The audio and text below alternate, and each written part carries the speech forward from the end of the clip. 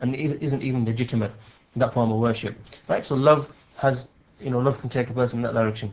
And likewise, hope, if a person just worships Allah just out of hope, right? So he just hopes he'll be forgiven, then again, he's a person that just will constantly fall into sins with the delusion or the illusion that I'll be forgiven because Allah is so merciful, so kind, so on and so forth, whatever, which is true, but he won't take account of himself and won't, seek forgiveness for his sins and rectify himself.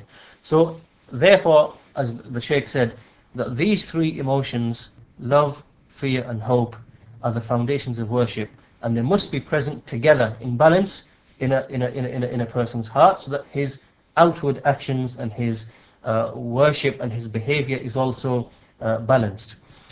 And so this is what the Shaykh just gave an introduction to this chapter, to the subject matter of this chapter in the footnotes or in his explanation. And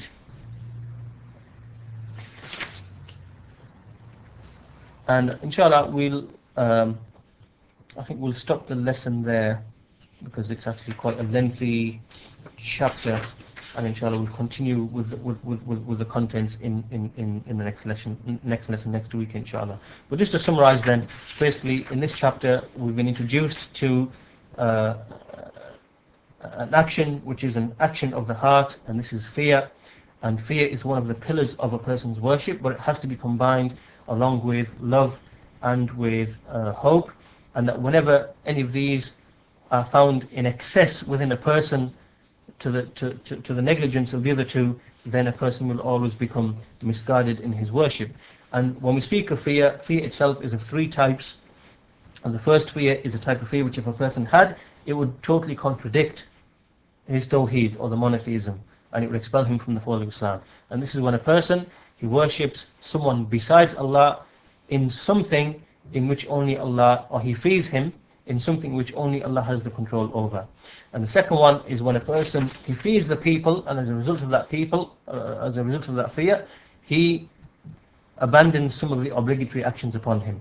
And the third type is a natural type of fear, which is, there's no blame upon it, and it's natural, and it's a healthy type of fear from one angle, and no one's to be blamed upon that. And that's fear of, natural harms, natural disasters, fear of death even, and things which are of that nature, where someone might suffer physical pain and harm. So that's just natural, and there's nothing wrong with that.